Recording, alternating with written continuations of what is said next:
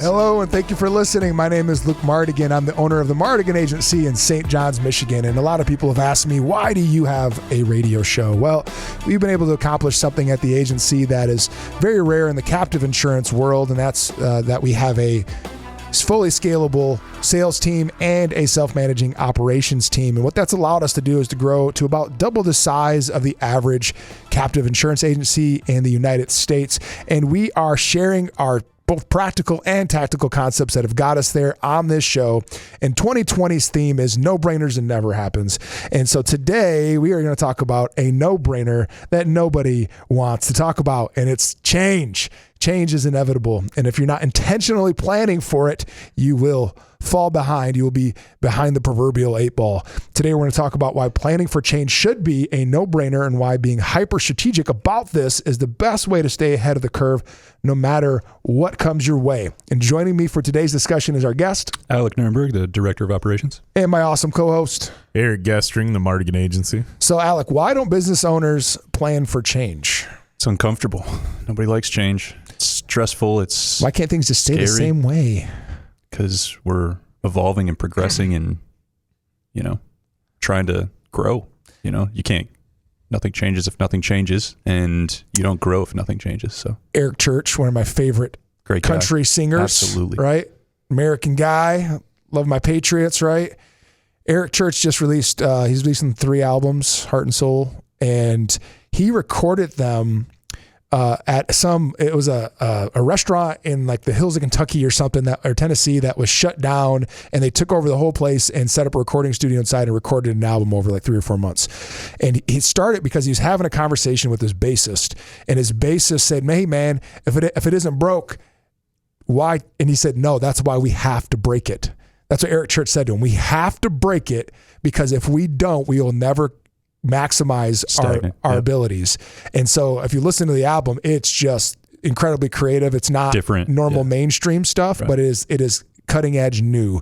And so if you want to be cutting edge, if you want to be ahead of the curve, if you want to be a game changer, you cannot accept change. You have to revisit the systems that have always worked, break them, and then start rebuilding. Right. And things are going to change even if you choose not to, so there's change that you decide to, kick off yourself and, allow for it to take place, but there's change that you don't have a choice about too, whether it's, we've just found a new office space, 2 new office spaces because we had a last second change come down with our landlord, and it's a good change. It's allowing new opportunity for us, but it was stressful at first. So it was stressful, but you were more stressed out than me because I already had locations in mind. Right. I had already in my brain over the last 3 or 4 years that we've been in the space actively looked for new spaces. So if the day ever came where I needed to move, I already had an idea of where I wanted to go and what I wanted to look at. And that allowed us to open 2 offices for almost the exact same cost as our old 1 office, which is going to maximize our exposure and our efficiency because I was ready for that change. Right. Yep. And so one of my good friends, John Mashney, wrote a book. It's a short book on reinvention. And he talks, that's kind of what he refers to as change is the change that we're talking about, being proactive about it. And sometimes change is thrust upon you and you have to reinvent yourself. So you go through a divorce. Are you talking about 2020, like the pandemic? Oh, yeah, right. I mean, it was thrust upon everybody. And then now it's humorous to me because I had been doing it for at least a year, 18 months. Working remotely and doing Zoom and all this stuff that we already implemented before it even happened. I was a weirdo because I did my reviews over Zoom and phone. And then now everyone does them that way because nobody wants to, at the time, nobody wanted to get exposure to other people. So they're just doing it and it just became part of normal. It's funny because like some people, me being one of them, was resistant against it. I was like, I want to go to their house still. Traditional face-to-face. And Luke's like, no, like this, you have to be prepared to do Times this. Times are changing. Yeah.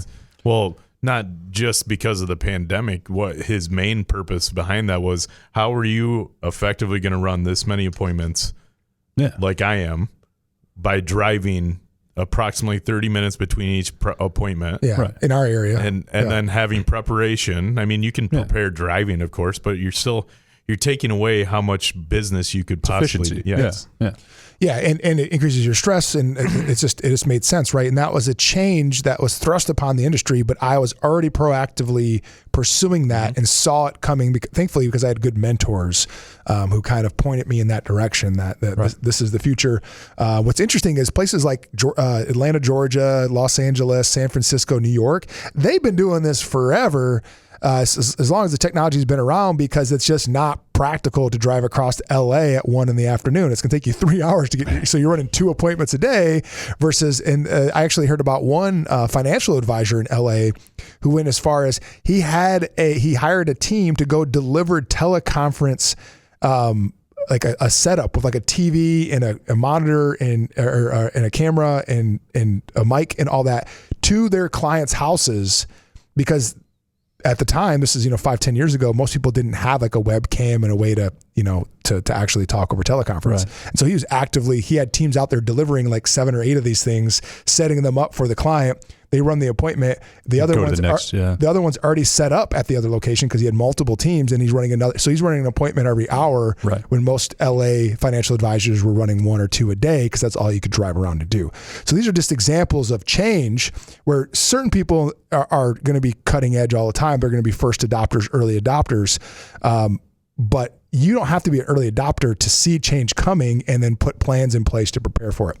And you're also able to seize those opportunities when everything's forced upon you if you're always ahead of it. Like you've already mentioned 2 times where you were ahead of that, but you're a forward-thinking human. And you always think ahead. But all you have to do is listen to the forward thinkers. You're right. You don't have to actually be the forward thinker. You can just listen to them. But being able to have that capacity and humble yourself enough to be able to do that, right? Yep. It's also, you can listen to the people that are ahead of the game maybe or something like that. But it's also, I don't think you want to confuse that with, so Ray Dalio, I really enjoy a lot of his presentations and just his views and thoughts on things. There's some things that I don't agree with, of course, but he says to be a successful investor, you have to bet against the consensus and be right.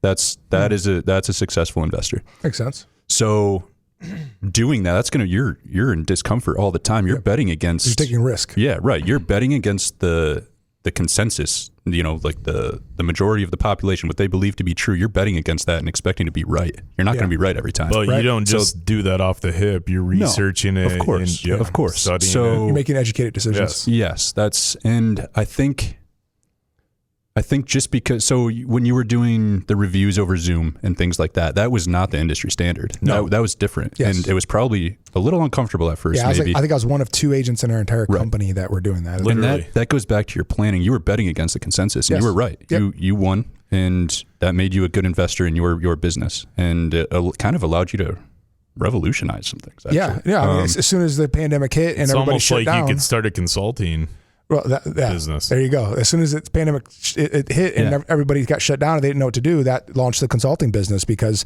there was such a need for it. People had to get up to speed so quick. They needed someone to help them get there. And that's what the consulting business portion of what it does.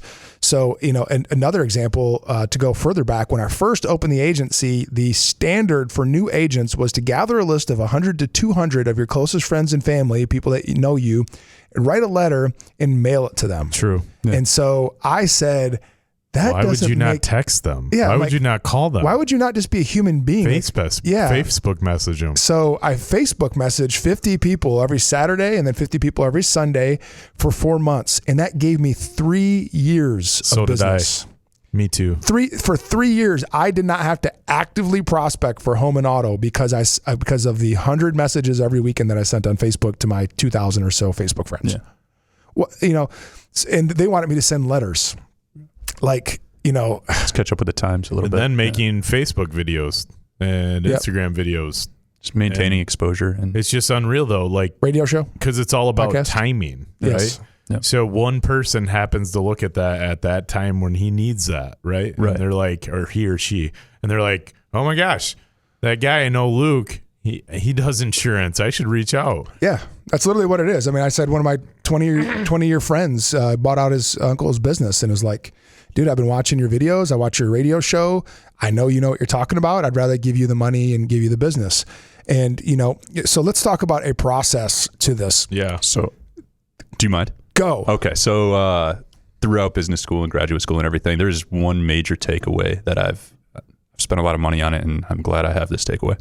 But question everything. I mean, as far as planning for change, any strategy for whatever the goal or your ambition is, like, devil's advocate, question absolutely everything you possibly can. Luke, you questioned the efficiency portion. That's why you implemented the Zoom reviews and everything like that. I mean, questioning, you should have more want to be better. You should want to improve more than you want to be right. Yes. If that makes sense. Be more better. Yes. More better. Yes. Yes, definitely be more better, Alex. Business school, not English school, or whatever they do. Just so everybody knows out there, he is a Marine. So I am a Marine. Yeah, right. He didn't get his lower crayons. IQ. Didn't get crayons this morning. Yes. But yeah, question everything, and that's the biggest. Question it in any way possible, and be prepared to be wrong. You should want to be wrong. Find yourself and your ideas wrong, and you're improving yourself.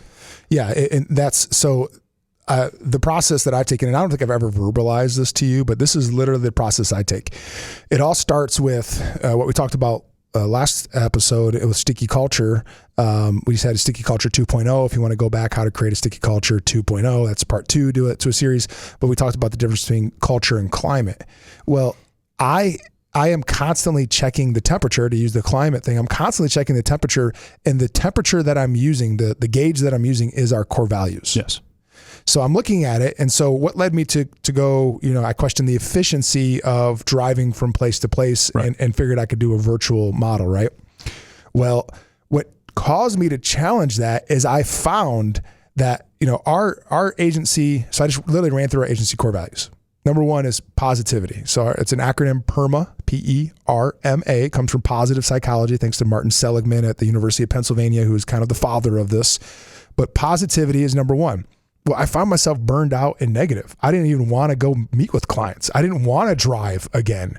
And so I'm going, wow, I'm checking my temperature and I'm going, something's off there, man. I'm not firing on all cylinders. Just throws the congruence of the entire organization off. Yes. Yeah. So now I'm frustrated that I got to go meet with this stupid client who's going to ask you stupid questions, blah, blah, blah, blah, blah. Missing my family, all these things. And they're not going to even buy from me and or like, I remember, Matt Taylor telling the old, Friday pizza story that he'd on good weeks where he's selling, he'd walk in, all right, we got breadsticks this week and I got pop and I got an extra pizza just for you, little buddy, for his family. And he's throwing pizzas around and he's happy. His legs are up. He's laughing. And then on weeks that he sold like crap, he didn't sell anything. He's walking, he throw, one hot and ready on the table and he's, I guess we got to eat, and it's like, well, that's checking your climate of like, whoa, my internal climate. And then you also have to check it on your team. So it's you and then your team. Right. So I saw the team getting burned out. Eric mentioned getting burned out a few times over his 6-year career in insurance. And so I'm going, well, they're getting burned out. There's got to be a better way. And then so now I'm proactively looking for change as a result of measuring one of my core values and checking the temperature on myself and the organization. And usually leaders are reflective of, like one of my favorite quotes from Remember the Titans is attitude reflects leadership. Yeah. Well, it's true. Like if I'm burned out, my team's going to act burned out. If I'm not selling, my team's not going to sell. Like it's attitude reflects leadership. So then I went through the rest of them. Engagements are our next one. I'm going, am I fully engaged in my meetings, or am I starting to kind of like, I'm already thinking about my next meeting because I got to make it there in 15 minutes and I'm worried I'm going to be late. And did I print off the deck pages for that one, or what? Now I'm not fully engaged. I'm not giving the client the attention they deserve. Well, that's not good. Now we're not living up to that core value. So how am I going to be more engaged? Well, on camera or on the phone, it's really difficult to get disengaged because you can't, like, they know if you're looking off screen. Yeah. Like it's very obvious that somebody's distracted. It's accountability kind of. Yes. An indirect accountability sort of. In a weird way, right? Yeah, right. And then, our next one, relationships. My biggest concern is that we would lose our tight relationships with our clients. Well, I found that we're losing them because we weren't positive and weren't being engaged. Yeah. So, and the next one's meaning, which is, we'll spend our money and time on meaningful, the betterment of others, right? So, that one, it kind of is what it is. Didn't really have anything to do with that. And then achievement. And it was like, okay, are we maximizing our ability to achieve? Are we pushing ourselves to our absolute limits as far as we can go to see what we're capable of? And the answer was no, because we were spending 4 hours in a car every day. So that's 4 hours that we're not serving our clients. We're not selling, and that had to change. And so the best way to anticipate change is to constantly, so you're questioning whether you're living your core values in every area of your organization. That same thing could be said of our operations team. I'm checking is our operation team, are team members positive? Are they engaged? Do they have tight relationships with each other? Do they feel like they're doing meaningful work? Are they achieving the things that I've asked them to achieve?